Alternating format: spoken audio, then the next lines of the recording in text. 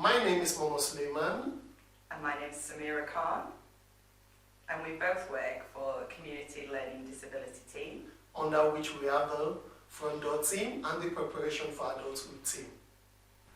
Today, my colleague and I will be talking about what a social worker in adult social care does, how to get a social worker, how the community learning disabilities team work, and what is actually preparing for adulthood.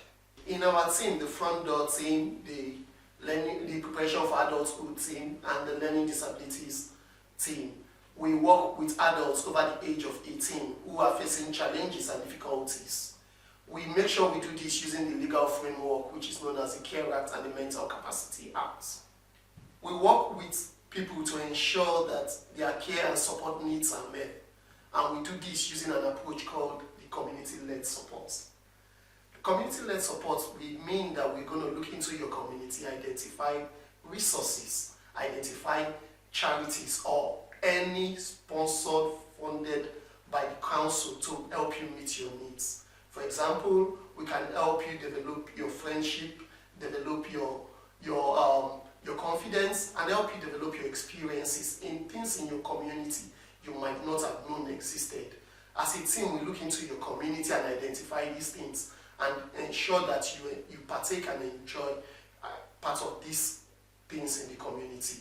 Also, we help identify your skills, and by doing so, we work with families and friends in achieving this.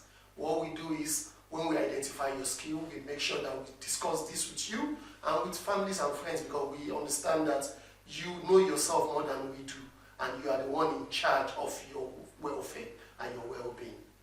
So how can you actually get a social worker? So you can actually contact the Independent Advice Hub by telephone, and you can also contact by Bradford Council Adult Services, which is online, that facility. You can actually ask someone to do this on your behalf, a family member, or a professional, friends, or somebody like your GP, if you prefer.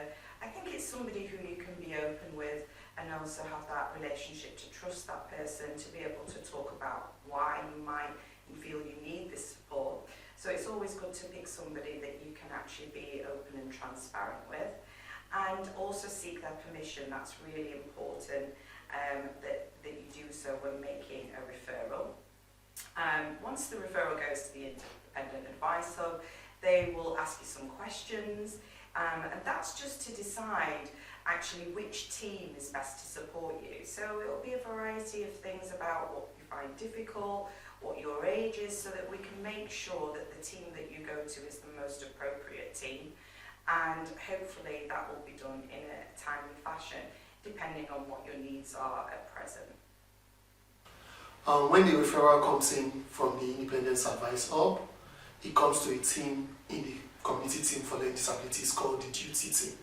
This duty team is the first point of contact for every referral coming into the community team for learning disabilities.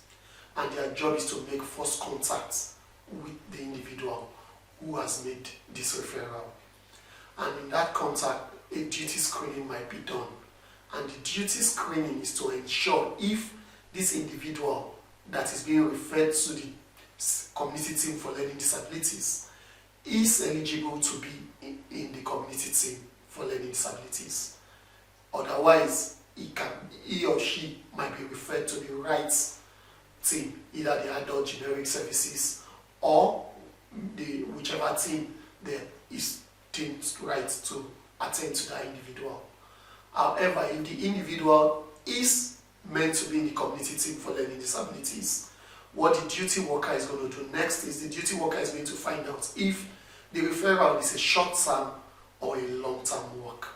If it's a short-term work, which means it can be either side-posted or supported in getting to a charity or achieving their goal for that short term. However, also, if it's a long-term work, that duty worker would have to make a referral to the localities team in the preparation for adulthood or the front door team. So once the long-term referral has been made, that individual will be in sort of like a queue system, which the cases are handled as a matter of urgency.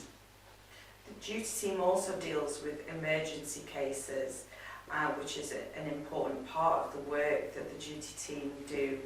And when establishing long-term or short-term work, the duty team will also offer advice and guidance during the interim period of being on a waiting list. So that's something that can often be required of people as they're waiting. Is there anybody else that can provide that interim support whilst you're waiting to be allocated a social worker? And when a social worker is finally allocated to this individual, the social worker will send out a pen picture. An example of a pen picture is this. This pen picture will be sent out to show that, and which is like a short introduction of the social worker to the individual that is coming to visit or to come do an assessment with.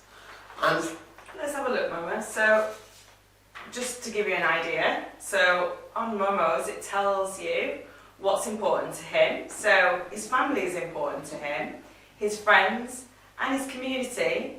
And then we've got his hobbies and interests. So he likes reading, walking, watching football, listening to music and travelling. What does he like most about his job? Meeting and interacting with new people, supporting people in reaching their set goals. My dream and goal for the future, to progress in my social work career, to own my own home, to travel around the world and learning new things. And then he's also got his contact details. So I think this is quite a nice way of showing who Momo is, just in a little screenshot. Once this pen picture is sent out, the social worker will also contact you to book a visit.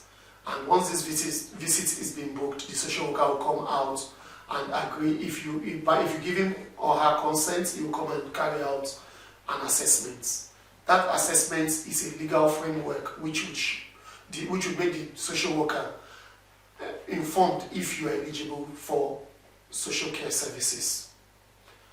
These assessments can either be around what your needs are, what you can do for yourself, what you like, what you don't like, things you're good at, things you're not good at, things you need support in general. And once this has been established that you have eligibility, then a support plan will be put in place. And this support plan will be done by yourself and the social worker together. To receive support from adult social care, like I earlier said, you have to meet the eligible needs under the Care Act. And once you've met this eligible need, you are going to have a support plan, and in that support plan, you will be able to put in place your desires, your aspirations, and what you want to achieve, and that would also give you support from the adult social care. All these can be found, also gotten from the easy read format. Whatever care assessments are taking place, there is an easy read available by either requesting that or actually going online. This makes it just an easier way to read a lot of information that can be quite complex for anybody to take in. So the easy read can just capture the main bits of information that you might find most informative. Lastly, if you receive a paid service from adult social care, you will need to have a financial assessment, and you may need to pay towards the cost of these supports. This finance team will always reach out to you when it's time for them to carry out this assessment, and it's not sacrosanct, so it depends on what you earn and what you are able to pay out, which will be decided within yourself and the finance team. Quite often we find that families that have had support from children's services and moved to adult services, this is a big shift in terms of having to pay a contribution.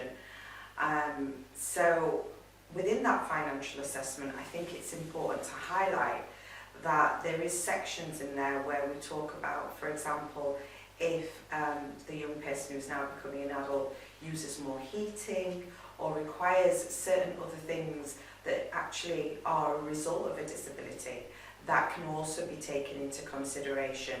And I think that can often ease adults and carers and people that support individuals, makes it much more understandable, and also actually if you can take that into consideration, then it will not be as large a sort of cost as you might first be thinking about, because obviously during these times we recognise that families are under extreme pressure with the prices of increasing and all these different changes. So I think it's just important to say that we do consider the financial assessment does take those into consideration. Yeah.